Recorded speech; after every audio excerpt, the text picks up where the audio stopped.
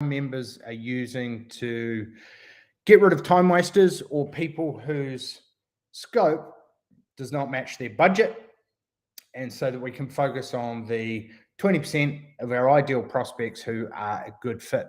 So the first key thing in these 5 key steps is, number one, have you defined your ideal client? So what does your ideal client look like? Are they a villa renovation, $500,000 and up, got consent, and wanting to start within the next 3 months? Or are they architectural new builds within a 20-kilometer radius and, architect friendly?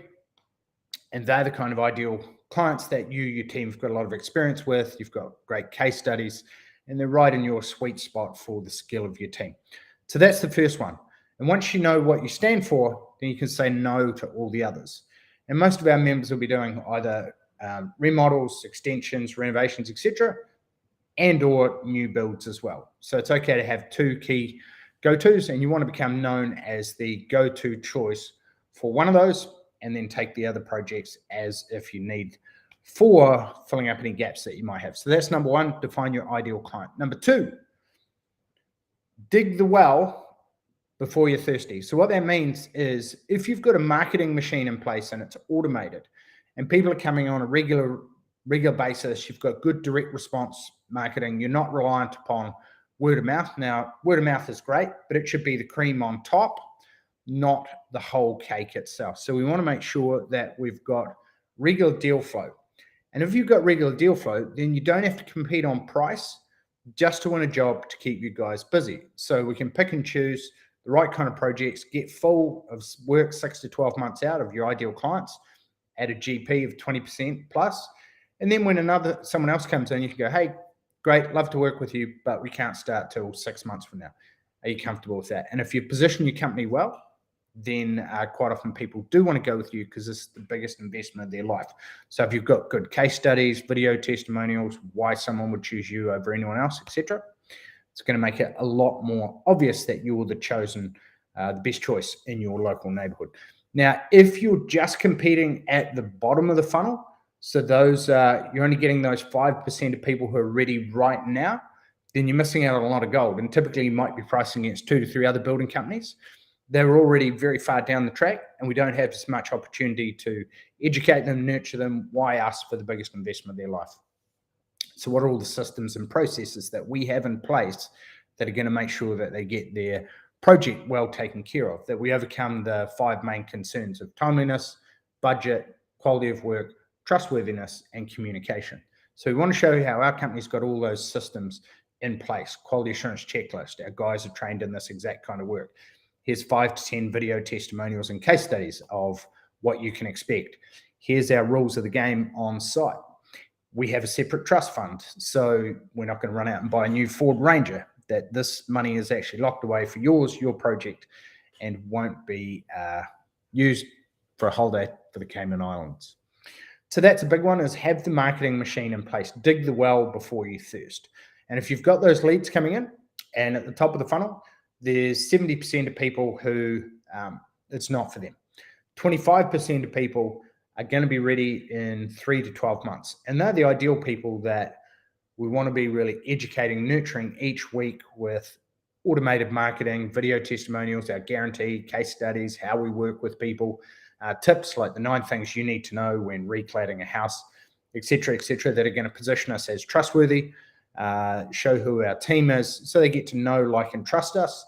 We educate them, and we position ourselves as the expert, rather than just getting people who are at the final stages of choosing a building or a construction company for their project, and then we're mainly competing on price.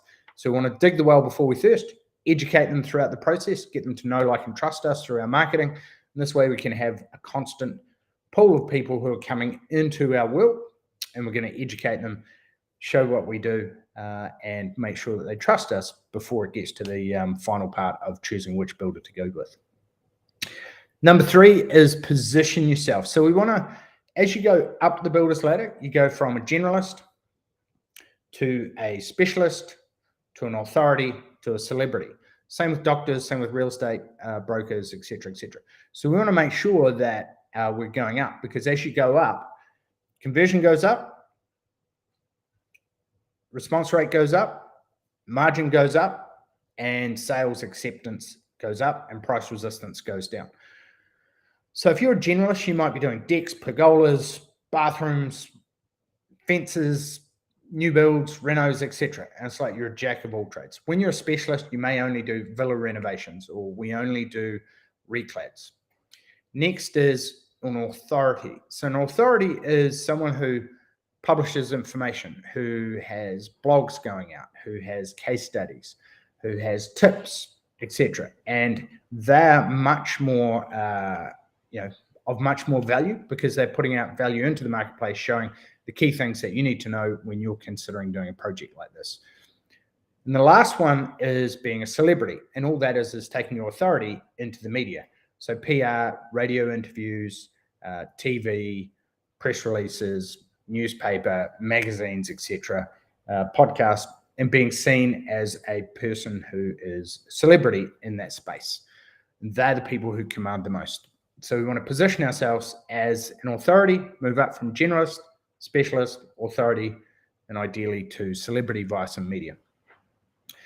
So number 4, so far we've got define your ideal client, have a marketing machine in place, so you've got a flood of leads, so you don't have to choose, compete on price to win a job just to keep you guys busy.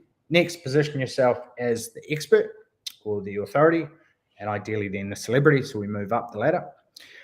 Now is our 7-step sales process. So at TPB, we've got a sales process, funnily enough, that all our members use. And I will show you what it looks like. Okay. So 7-step sales process. We have marketing campaigns, leads that come in, we're qualifying them out. So we're being Simon Cowell, and we're assessing rather than trying to impress. And we want to know, are they a good fit for us? The type of work, area, start date. We want to know, do they stand up to our qualification process? Then we're going to go through and we're going to work out what the next steps are in terms of sending them out a questionnaire to qualify them. Then we're going to send them out once we've got back, we've got a script that we're going to have a chat with them. And then we're going to send them out our information pack. And our information pack does a lot of the heavy lifting, because people want to know 4 key things before they'll buy from you. Who are you? Who's your company? Can I trust you? And how specifically can you help me? So when you send out a well information pack like this, sales becomes easy when that marketing is done for you in advance. So we want to overcome any concerns, answer any questions that they have, and have our marketing do that. And this is what that does for you.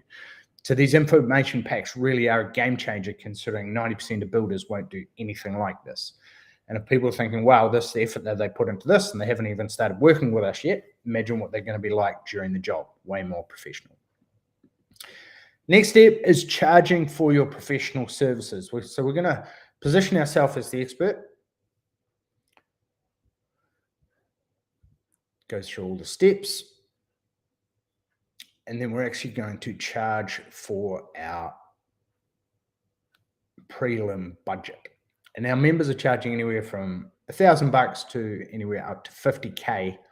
Yep, you heard that right. We've got members in Australia charging 50K for this feasibility study. And it just really positions yourself as the expert, locks the person in, you get paid for your time in advance. And if they don't come on board with you, fantastic, you've been paid for your time. And then there's obviously agreements, there's sales, there's documents, there's scripts that go with this. So that's it. So if we have a look at the key things, how do we stop screen sharing? So the 5 key things to stop dealing with time wasters are, number 1, have a sales and marketing machine so you've got a heap of leads and you can cherry pick the right kind of people. 2, define your ideal client so you actually know, is it a 500K villa renovation? That's our ideal sweet spot.